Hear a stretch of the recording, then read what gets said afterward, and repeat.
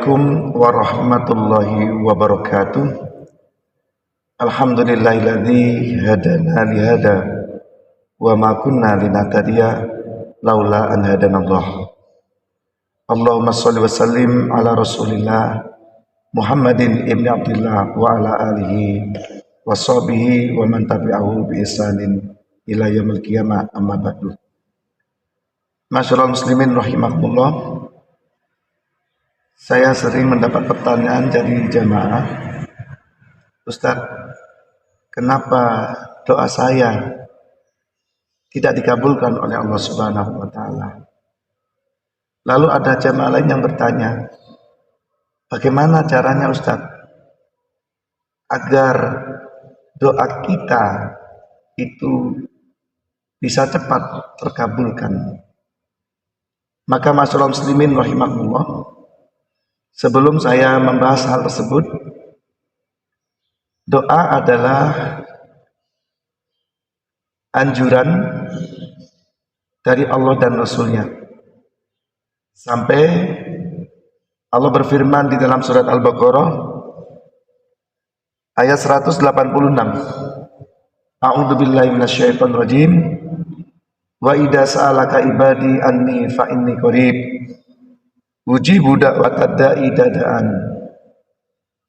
Allah sampaikan kepada Nabi, jika ada hambaku yang bertanya kepadamu tentang aku, fa inni qarib, jawablah bahwa aku amat dekat. Ujibu, aku akan mengabulkan da'watad da'i, terhadap doa orang yang berdoa, idadaan, ketika dia berdoa kepada aku. Di ayat yang lain, surat Al-Mu'min ayat 60, Allah sampaikan, Ud'uni astajib lakum, berdoalah kalian kepada aku, niscaya aku akan mengijabahi untuk kalian. Nah, hadirin ma'asyiral muslimin rahimakumullah, terkait dengan doa, ada kalanya doa itu, ini yang pertama, ada kalanya doa itu langsung dikabulkan oleh Allah Subhanahu wa Ta'ala dalam waktu yang cepat.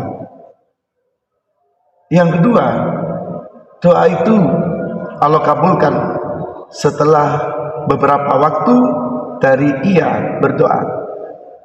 Lalu yang ketiga, ada doa yang memang oleh Allah tidak dikabulkan untuk seterusnya. Maka tentu yang pertama, ketika kita mendapatkan yang pertama, maka sangat bersyukurlah karena doa kita segera dijawab dan dikabulkan oleh Allah Subhanahu wa Ta'ala. Ketika kita suatu saat ternyata doa kita belum juga dikabulkan, maka yakinlah dan berhusnudzonlah kepada Allah bahwa Allah akan mengabulkan doa itu pada saat yang tepat. Kita yakin bahwa rencana Allah itu sangatlah baik dan indah daripada rencana dan keinginan, bahkan mungkin nafsu kita. Masyaallah muslimin rahimakumullah. Lalu yang ketiga, ada doa yang tidak dikabulkan oleh Allah Subhanahu wa Ta'ala. Maka di situ kita juga harus berhusnudzon. Mungkin sesuatu yang kita minta tampaknya menurut kita itu baik dan indah, namun pada hakikatnya sesuatu itu tidak baik, bahkan berbahaya bagi kita. Lalu Allah dengan sifat Ar-Rahman Ar-Rahimnya, dengan kasih sayangnya, Allah melindungi kita agar terhindar dari sesuatu yang kita minta itu. Bisa diilustrasikan seperti orang tua ketika memiliki anak kecil yang sedang sakit, batuk misalnya, lalu dia meminta minum dengan minuman yang dingin, di mana seandainya permintaan anak yang sambil menangis itu kita penuhi, kita beri minuman yang dingin, maka akibatnya sudah jelas sakit batuknya tidak segera sembuh, bahkan mungkin lebih parah.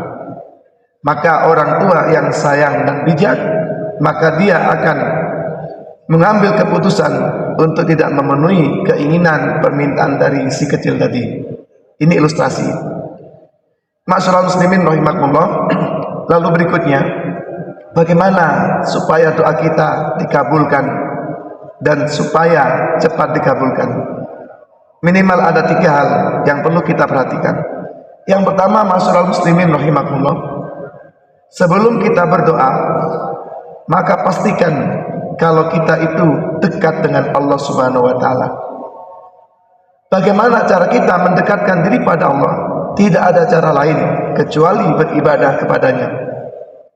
Sehingga janganlah sampai kita meminta kepada Allah langsung, meminta begitu saja tanpa ada upaya-upaya mendekatkan diri kepada Allah Subhanahu wa taala.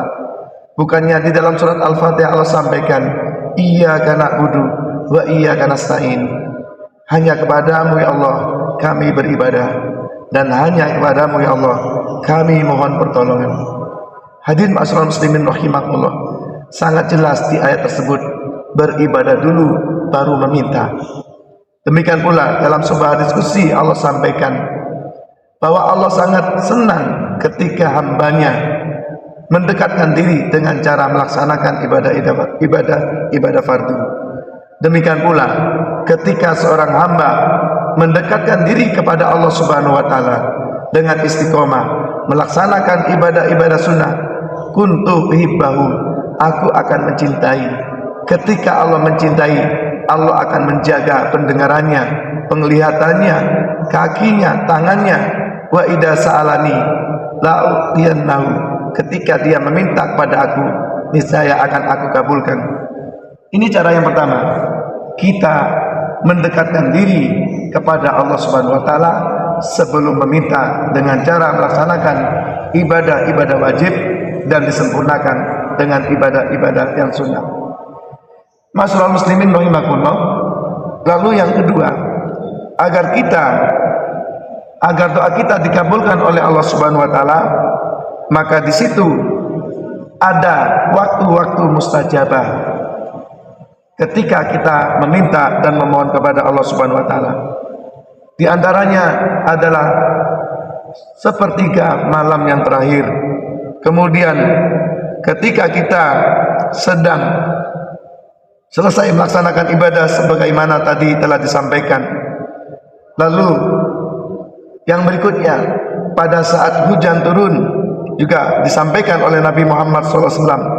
Demikian pula ma'asyiral muslimin rahimakumullah, pada saat sujud di dalam salat kita adalah waktu yang mustajabah.